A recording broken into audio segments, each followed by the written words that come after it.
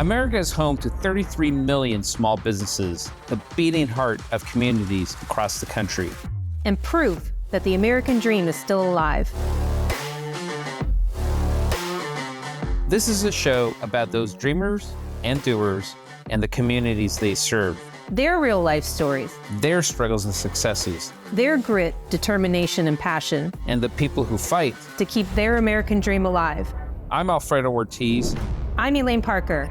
And it's time for another episode of Main Street Matters, America's small business megaphone.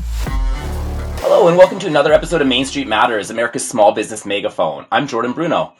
Today we're speaking with Jill Homan. Jill is a Deputy Director of Trade and Economy Policy at the America First Policy Institute. She joins us today to discuss President Trump's tariffs, which are currently before the Supreme Court, and America's first role in that. Jill, welcome to Main Street Matters. Great to be with you, Jordan. So, Jill, maybe you could just give our listeners an overview of the Supreme Court case that's going on right now and what your role is in the case, America First. Great. So the case, as you mentioned, is before the Supreme Court. The oral arguments were heard on Wednesday. And the heart of the matter is the president has recognized that we have what we consider dual crises in this country. We have a trade deficit that has now reached well north of $1 trillion. And we also have the opioids and a fentanyl crisis that opioids are flooding the southern border. And that has resulted in the leading factor of deaths from ages 18 to 44 is opioids. And so we have these dual crises. And so the president has recognized that. He has enacted an emergency executive order to address that. And then that has accompanied his efforts in enacting tariffs on trading partners and trading adversaries in order to effectuate and deal with these crises. And then what many of our, I'm sure your listeners have heard, is all the different trade deals and trade frameworks that the president has worked to secure. And then just one data point is to really hit the point that the president negotiated with in China and secured what he thinks are commitments to reduce the factors and reduce the elements that China has made a commitment to regarding opioids. And because of those and the commitment to reductions, the president has reduced that particular tariff with China from 20% to 10%. And so this is what the president is doing, is he's addressing these crises. A group of business folks have filed a lawsuit, and it made its way to the Supreme Court. At America First Policy Institute, we filed an amicus brief, and what we did was we pointed out that the president, in fact, under this provision, they call it IEPA, the president has the authority to, for example, block, and they call it regulate importation. And so the president has the authority to block all importation. And so what we assert is that if a president has the authority to block all importation, then the president should have the ability to do a lesser regulatory action, which is charge a tariff on importation. And so we also got into a distinction, and we heard this at the oral arguments about whether or not tariffs are taxes. And what we assert is that the revenue raised from the taxes is a byproduct of tariff and not necessarily the end in of itself, because what really the president is doing is he's negotiating with trading partners, and tariffs is just one component of it. The president's been negotiating on non-tariff barriers as well as securing foreign investment. And to the extent that he's able to secure strong trade deals, it need not include a tariff. And when you have foreign countries that are opening their markets to American companies and providing greater access. And so that's just one example, in addition to others, about what we assert is that a tariff need not be a tax. And so those were some of the debates. And then at the oral arguments, you really heard the justices drill into the debate about whether or not what it means to regulate importation. And I think that's really where the heart of the matter is. And I think that's what a lot of justices focused on. Yeah, it's a fascinating topic. Really what a policy is, such a great policy debate. Before I get to the policy, I'd like to stay high level on that. But Before I get to that, I'd love to just talk about the legality issues over this idea of the emergency. Is it correct that if the Supreme Court strikes this down, it may be a moot point in the sense that a lot of these tariffs can just be reissued under a different authority? And then as a follow-up to that, what do you say to conservatives who are concerned about the emergency argument that a left-wing president might harness and run with when they're in office? Well, I think let's take it one at a time. And so your first comment was, wouldn't the president just enact some other ability to tariff? And the question is, we don't know what the Supreme Court will come back with. And it's not binary. It's not, yes or no. There's just a lot of gray associated with it. And so we can't just count on the justices saying, okay, you can't tariff under this provision, but you really should tariff under this other provision. Moreover, if it was really another provision, for example, is that the president could enact what's considered Section 301, which enables the president to have a tariff, but it's really after a long, drawn-out investigation, and some of these take more than a year in order to effectuate and to put into place. And so it's not something that is a simple mechanism. And not to mention, if you're dealing with an emergency, which is what we think the situation we're in, then you want the ability to react fairly quickly. And so that's why we think IEPA really fits in terms of the action that the president is taking. And we think that, look, we didn't get to this point because we had fair trade to begin with. We got to this point because our, trading partners were taking advantage of the unfettered access that the United States was giving them to our markets. And from 2001 until today, what we're looking at is, some calculate from a couple million all the way up into 5 million of lost manufacturing jobs. And that was since China's ascension into the WTO. And so there's many, many instances, countless instances where the United States had provided access to our markets with little to no tariffs. And then in turn, American companies were providing and paying tariffs in order to access their markets. And so we think that by having a regime and enabling a tariff regime, it really levels the playing field. And we think it will provide not only reduce the non-tariff barriers, but what we also think it'll do is it will slowly revert our country back to what we consider a production economy. And so when we have our economy that's really solely based on consumption, it's challenged, and it also drives up the debt, because in order to fund a consumption economy, you have to borrow money from foreign countries to fund that consumption economy. And we think this is really setting us on a course to really grow and strengthen the backbone of our country with jobs. But what it also does is secure up supply chains and as well as deal with critical industries that we need to strengthen, including shipbuilding and also critical minerals. In terms of what, folks who disagree with this provision, I think what you have is many of those people that are still romanticizing about this idea of free trade. And it was this notion that, they say, how many times you need to try a bad idea before we finally conclude that it was a bad idea. And you had this romantic notion that they've been selling us. They were the ones who really purported, hey, don't worry about it. Just have China join the WTO in 2001. Hey, don't worry about it. Just give China the most favored nation status and enable them to have access to our markets and our technology. And then we see what happened. And I think that's what a lot of Americans woke up when they elected President Trump, is that they realized that we were getting the short end of the stick. And so it's just unfortunate that those who are on the opposite side of this issue have not woken up to the idea that, it's what they've tried and what they've really put forth in terms of policy solutions have really put America in a much, much weaker situation. I only need to point to COVID. I mean, we were all very, very concerned about where are we going to get the ingredients we need for pharmaceuticals, where are we going to get the materials we need for our supply chains. And so that footing and that posture of a, quote, free trade, where we provide open access to our markets, really weakened the American economy and weakened us also from a national security standpoint.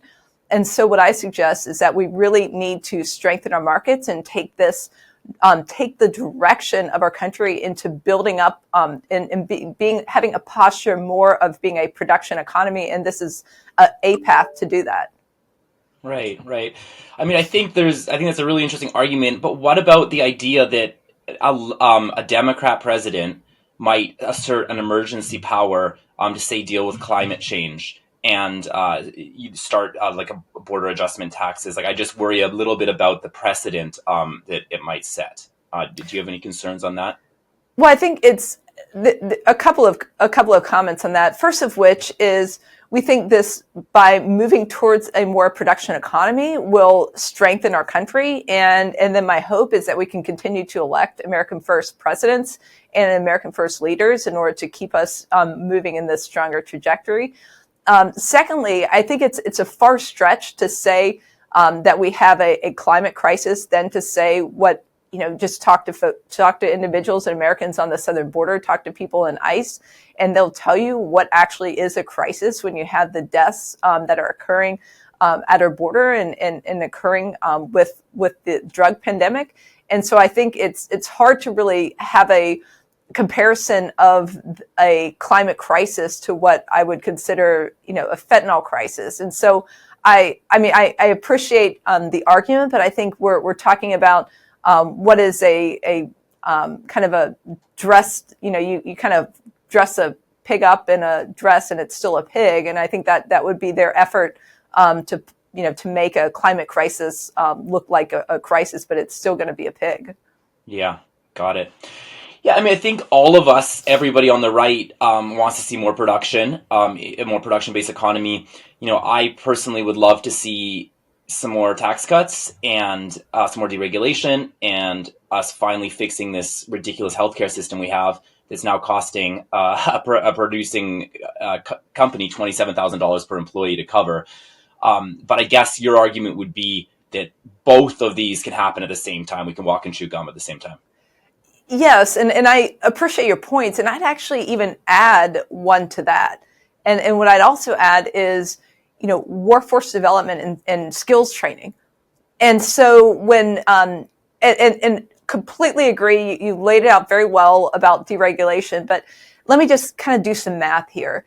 On the president's trip to Asia, he announced frameworks for several countries, including South Korea and Japan, both of which have committed hundreds of billions of dollars. So $350 billion from South Korea, 500 to 550 from China. And then when you add up the others, you're really between $1 to $2 trillion of committed investment to the United States, what I hope will be greenfield investment. And so in academic studies, what they say is 1 billion of investment equates to around, on the low side, 5,000, 6,000 jobs. On the high side, some have said between 12 and 18,000. Now let's just say 1 billion equals 6,000 jobs. What we're talking about on this one Asian trip alone, which let's say it's over the course of 10 years, then that's 200 billion, 100 to 200 billion per year. So when you add this all up and do the multiplication, what you're talking about are between 600 and over 1 million jobs per year for a decade. And so these are the exciting conversations that we should have is, and these are gig economy jobs that, this isn't not to diminish, folks in the gig economy, but the fact is these are welding, electricians, builder jobs. And these are people building things. And we should really be oriented ourselves to building up a labor force that's going to support this production economy.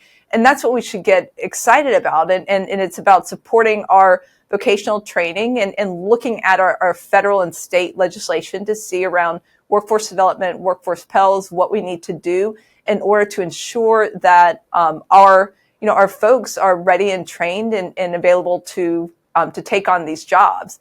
And I just point you to one example. We had many individuals have heard of the company Palantir, and Palantir is a very successful defense-oriented company. And they made an announcement about they have an intern class of high school students, and what they're saying is, we just want to train the students ourselves, and they don't necessarily need to go to college. And so my point is, especially you're the job creators, and so this is about job creation, and as well as as I mentioned, the national security, but it's this can be a really exciting discussion about job creation, workforce development, skills training, and how this tariff policy that the president is working on can lead to these strengthened trade deals, which will lead to a renaissance in these important industries. Mm-hmm.